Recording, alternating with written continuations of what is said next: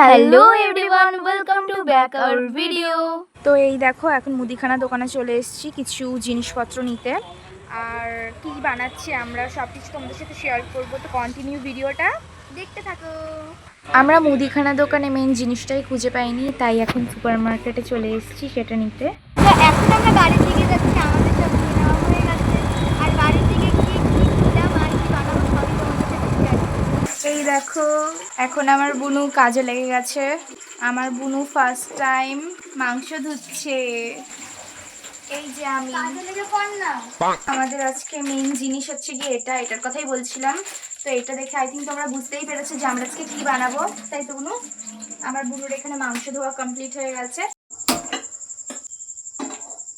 তো এই যে আমরা এখন প্যান বসিয়ে দিয়েছি আর এটা একটু ছেঁকে নেব। আমি জানি না সঠিক এটাকে ছাঁকে কিনা, বাট আমরা তাও ছেঁকে নেব। আমি তো কিছু দে, কি করি তুই? দাঁড়িয়ে থাক, আমি কিছু করি দে। আমি আমি আমি কি করবো? দাঁড়া।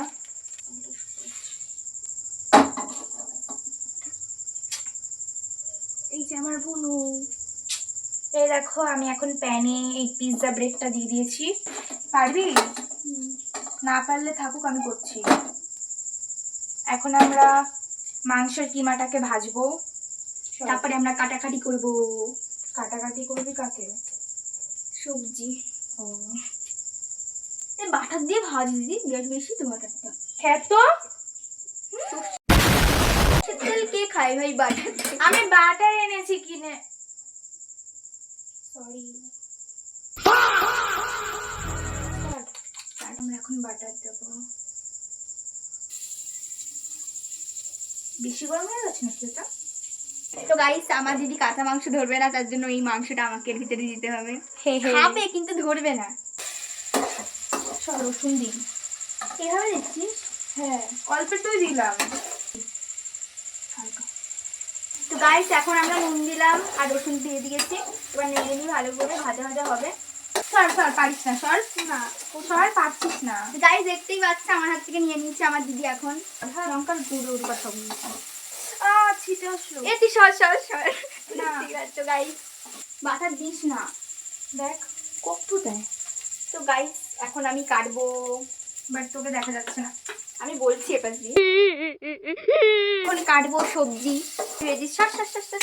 নিয়েছি এখানে টমেটো, পেঁয়াজ আর নিয়েছি ক্যাপসিকাম। ক্যাপসিকাম তো এটা? হ্যাঁ জানি না আমি। ক্যাপসিকাম। এই ক্যাপসিকাম ক্যাপসিকাম একটা।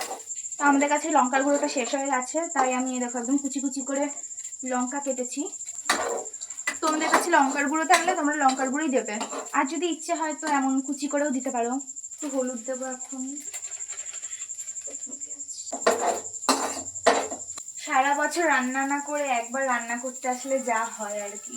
তো এই দেখো আমাদের ভেজিসগুলো কাটা হয়ে গেছে, আর এখানে আমরা নিয়েছি পেঁয়াজ, টমেটো আর ক্যাপসিকাম।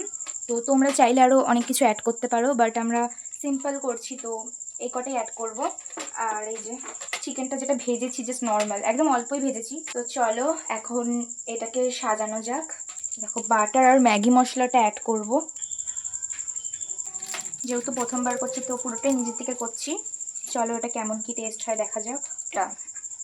এই ম্যাগি মশলা। এরপরে আমরা এই যে কিচেনের টমেটো সস দিয়ে দেবো।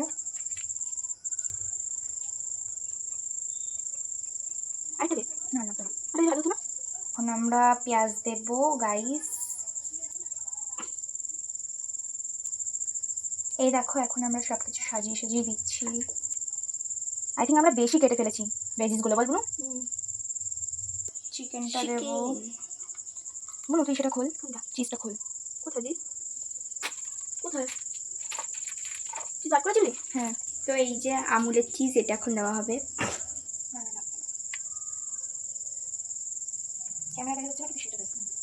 রেডি হয়ে গেছে, এটাকে ডেকোরেশন করা কত টেম্পটিং লাগছে না দেখতে। তো চলো সেমভাবে আরেকটাও করে ফেলি। এ দেখো আমাদের দুটো পিৎজা রেডি। এবার এই দুটোকে আমরা বেক করব। তো চলো বেক করার পর তোমাদের দেখাচ্ছি কেমন হয়। এই দেখো আমাদের চিজ পিৎজাটা এখন হয়ে গেছে, বাট চিজটা না গলেনি, কেমন যেন একটু মানে লালচে লালচে হয়ে গেছে। মানে আমি যেহেতু এই প্যানে দিয়েছিলাম তো নিচটা না পুড়ে পুড়ে যাচ্ছিলো। এ বাবা, নিচটা পুরোই পুড়ে গেছে। আমার ভুল হয়েছে পিৎজাটাকে ডাইরেক্ট বসানো। আমার হয়তো নিচটাতে কোনো একটা স্ট্যান্ড বা নুন দিয়ে বসানো উচিত ছিল।